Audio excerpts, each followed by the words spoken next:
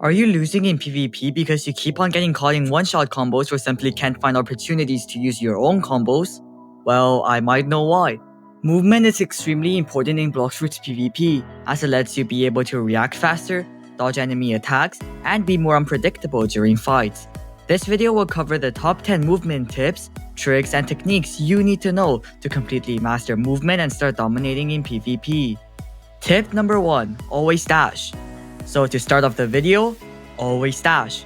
I see way too many players just running or walking around, and that's how you get punished. If you haven't realized already, dashing is way faster than plain running, which makes it way harder for people to predict or aim their moves at you.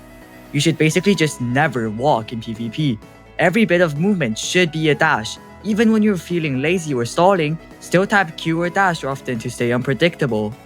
Tip number 2. Don't move straight. If you move in a straight line, you're basically asking to get comboed. Never go in one direction for too long. Instead, you should change directions every now and then and fit in some air jumps in between, because if you move in patterns that are hard to read, you'll naturally dodge a ton of abilities. Tip number 3. Use movement moves effectively. People often underestimate how much mobility their abilities actually give them. Almost every single fruit has at least one move that doubles as a movement tool. Portal is literally built for movement, Sanguine Art Z is great for gaining height, and there's still way more moves that boost your mobility. So yeah, don't use them only for offense, because sometimes, you never know, they can actually save your life with their mobility. Tip number 4. Skull Guitar Boost. The Skull Guitar Boost, or simply SG Boost, is one of the most important techniques you need to know before getting into serious Blox Fruits PvP. So if you didn't know before, because of the way your avatar is animated when using Skull Guitar's M1, it can actually boost the length of your dash when timed properly. When mastered, you'll literally look like you're exploiting. To do it, simply use Skull Guitar M1, dash, and jump at the same time, and there you go.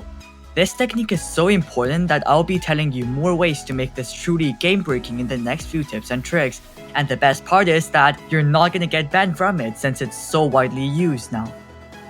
Tip number 5. Flicks and Ragdoll. So flicks and Ragdoll control. This one's all about camera and speed. When you want to rapidly move a long distance, flick your camera fast upward. This will ragdoll your avatar slightly, and if you use the Skull Guitar boosting technique while you're ragdolled, look what happens. However, do note that not all moves can provide ragdoll, and some are easier than others, which is why the next tip will help you get ragdolled way more consistently. Tip number 6. Bug Avatar. This one's a bit dependent on your wealthiness, but top ladder players use this constantly, the bug avatar trick. Now I know that you might have heard other YouTubers say to keep your avatar as small as possible, but that is actually misleading. Instead, go for the ones I'm showing here. Basically, there's this type of avatar that looks super goofy but gives you an edge in PvP. They do cost some Robux though, and they work by making it way easier to ragdoll yourself, which is crucial in Skull Guitar boosting as mentioned before. It also makes your Sanguine Z launch yourself when used. Tip number 7. Accessories. Movement isn't just about mechanics, it's also about gear. First of all, get rid of all accessories like Dino Hood, Pilot Helmet, Pale Scarf, Hunter Cape. We don't need those. Instead, go for the Kitsune Ribbon, the ultimate accessory to make your mobility way smoother. If you're serious about PvP, prioritize accessories that make your movement cleaner over raw damage, because if you can't get hit, you win. The reason why we're gonna choose Kitsune Ribbon over all other speed boosting accessories is simply because of the dash boost buff. Now you might be wondering why we don't just use the Dino Hood instead. Well, if you're gonna use Dino Hood, it's gonna be essentially useless in air. And to perform Skull Guitar boosting to its maximum potential, you need to ragdoll yourself, which is done in the air. So that brings me to my next point. Tip number 8. Always be in the air. This one's huge. Always stay in the air. Ground PvP is risky because you're easy to aim at, and some hitboxes are bigger when you're grounded. In air fights, however, you've got 3D control. Up, down, side to side, jump, dash, fall, repeat. It makes you unpredictable. If you think it's cowardly to play in the air, think again, because every single top ladder player prefers air PvP over ground PvP.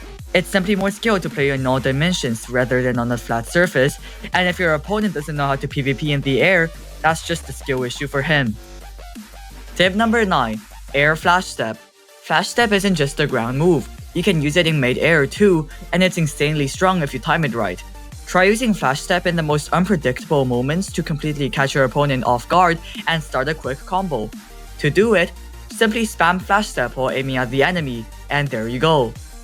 Tip number 10. Drop up and down in air. And finally, learn how to drop up and down mid-air properly. Don't just stay floating at one height. If you stay at a consistent altitude, enemies can easily predict where to aim at. Drop down fast, then dash or jump right back up.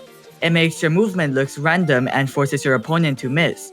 You can also bait attacks by dropping slightly, then rising back up as they waste their skills. To finish the video, do you want to switch fruits to boost your movement but don't know any combos? Well, check out these two videos to maybe inspire yourself.